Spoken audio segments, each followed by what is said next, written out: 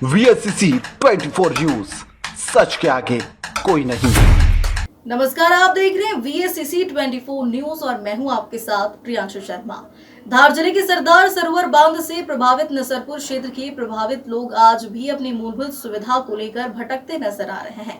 आज सरदार सरोवर बांध का बैक वाटर लेवल 138.67 मीटर होने पर नसरपुर के डूब प्रभावित डाक बंगला के लोग एक बार फिर पानी से घिरे हुए हैं। उनके मकानों के आसपास पानी भर जाने से टापू जैसी स्थिति निर्मित हो गई है, जिसके चलते नाराज ग्रामीण और महिलाएं डाक बंगले के बीच चौक पर आकर बैठ गए। स्थिति को देखते हुए नगर के कई जनप्रतिनिधि भी मौके पर पहुंचे, मगर जाकर उनके साथ उनकी बातों को बड़े अधिकारियों को फोन लगाकर बताई। पर इधर यह साफ है कि यह टापू जैसी स्थिति पहली बार नहीं बनी। इससे पहले भी डाक बंगला, बैड़ीपुरा, पाटीदार चौक, चिकलधा की खेड़ा बस्ती भी इसी स्थिति में है। कई बार नर्मदा घाटी के अधिकारियों को बात रखी गई, कलेक्टर को अवगत करवाया गया, मगर आज तक इन प्रभावितों की सुनवाई नहीं हुई। पूरे नसरपुर को 95% तो बसा दिया, मगर मात्र 5% लोगों को डूब से बाहर कर उन्हें जानवरों से भी बदतर जिंदगी जीने को मजबूर कर दिया।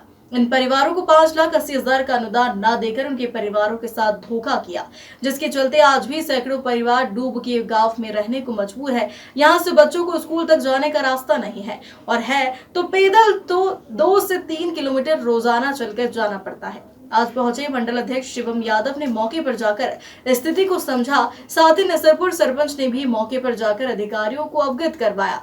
मौका देकर इन गरीबों की सुध ली जाए। प्रभावितों की जल्द सुध ना ली तो जिम्मेदार अधिकारियों की होगी लापरवाही। सरदार सरोवर का बैक वाटर लगातार बढ़ता ही जा रहा है और अगर आज का लेवल देखें तो 138.68 मीटर के लगभग पहुंच चुका है। और सरदार सरोवर बांध के कुछ ऐसे हिस्से हैं जिन्हें एनवीडीए ने डूब से बाहर तो कर दिया, मगर आज उनकी स्थिति देखने लायक है। ये बैठे हैं आज रात में 9 बजे के दरमियान, इतने लोग आज रोड पर आकर बैठे हैं। ये कोई खेल या तमाशा देखने के लिए नहीं बैठे हैं। आज उन गरीबों की बस्ती डूबने को आई है, जहां पर नन्हे नन्हे बालक आज इन घरों में रह रहे हैं, लेकिन एनवीडीए ने इन चीजों को नकारते हुए, मानवता को नकारते हुए ऐसे कई मकानों को, ऐसे कई टापुओं को डूब से बाहर कर दिया, जिनके रास्ते तक नहीं बचे। आज यही हालात नसरपुर के डाक बंगले के ऐसे कई बस्तियों के हैं, जैसे बैड़ीपुरा है, पाटीदार मोहल्ले में भी ऐसे कुछ परिवार बचे हैं, चिकलदा का खेड़ा भी है जहां पर ऐसे कई परिवार बाकी है। मगर प्रशासन और शासन को जू तक नहीं रेंगती कि इन परिवारों का आखिर होगा क्या। भैया हमारा क्या है कि हमको डूब से बाहर कर दिया, ये रास्ता हमारा निकलने का वो नहीं है। पानी आएगा हमारे घर के पास, हमारा आसपास अंदर पानी घुस गया और रहने का मतलब पैसे कहाँ से तो हम मकान बनाएंगे? हम मजदूर लोग हैं, खाएंगे क्या और मकान कहाँ से बनाएंगे हम? सरकार ने तुमको 5 नहीं दिए, प्लाट दे दिए, तुमको क्यों नहीं दिए? डूब से बाहर कर दिए। हमारे घर के तो आज फिर ये हमारा घर से बाहर अंदर पानी घुस गया, हम बंगले पर रहे और 3 साइड में आधे लोग हमारे रहे और रास्ता में से अभी भी फिलहाल पानी आया है। और एक मग्गिर आया था, मग्गिर को भी पकड़ा हमने, जानवर आए थे। सरदार सरोवर का ये जो 455 फीट का जो था बैक वाटर, ये पूरा पानी यहाँ पर अभी घुस गया है।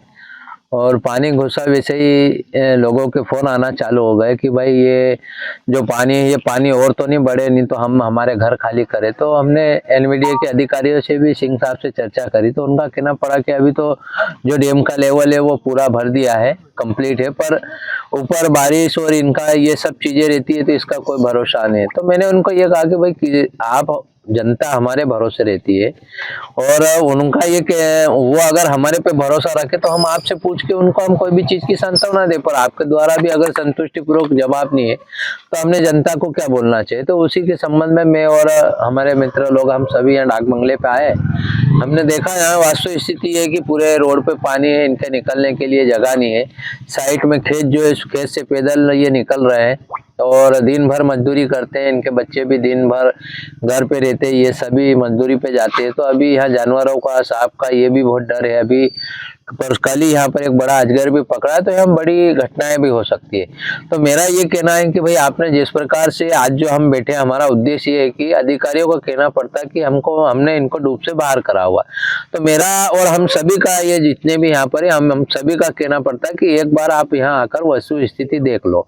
हम कोई धरना या कोई ये चीज नहीं देना चाहते, पर अधिकारी का हर बार कहना पड़ता है कि भाई डूब से बाहर है, तो आप वस्तु स्थिति एक बार आके देखो। इसलिए हम सब लोग यहाँ पर इकट्ठा हुए हैं। ये मुद्दे तो कई बार आप लोगों ने उठाए हैं कि ये डूब से बाहर है, और कई बार आपने अधिकारियों को दिखाया भी है। यहाँ पर कलेक्टर भी आए हैं, यहाँ पर कमिश्नर भी आए हैं, लेकिन इन लोगों का हल आखिर कब निकलेगा?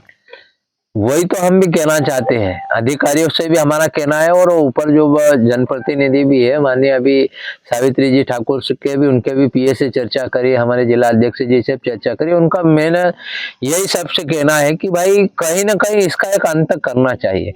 या तो डूब में से अगर ये बाहर है तो फिर इनकी व्यवस्थाएं करो, क्या कर सकते हो आप वो करो, और अगर ये डूब में है तो फिर इनको शासन की योजना का जो लाभ है वो लाभ देकर इनका पुनर्वास में स्थापित करो।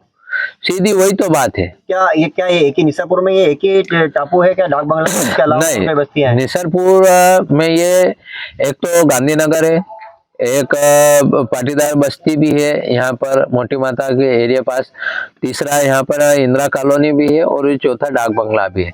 और इसी के साथ मतलब खेड़ा बस्ती चिखलदा भी है, और चंदन खेड़ी भी है, उसके बाद डहर भी है, अपने कटनेरा भी है। तो ऐसी एक स्थिति नहीं है, ये सभी दूर यह स्थिति बनती है। तो निश्चित रूप से इसका निराकरण करना चाहिए। हम जनप्रतिनिधि लोग हैं, जनता का हमारे पे विश्वास है, और वो हमको मानते भी, और हम भी ये कहना चाहते हैं कि भाई उनका विश्वास है तो उनके जो भी उनका विश्वास है उस पर हम भी खरे उतरे, और हम इसलिए सभी का साथ दे रहे हैं। और कोई पार्टी पॉलिटिक्स है ये वाली बात नहीं। यहाँ तो जो डूबा है, जो विस्थापित है, उसको शासन का लाभ देना, ये हमारा उद्देश्य है। हम सभी जनप्रतिनिधियों का यही उद्देश्य है।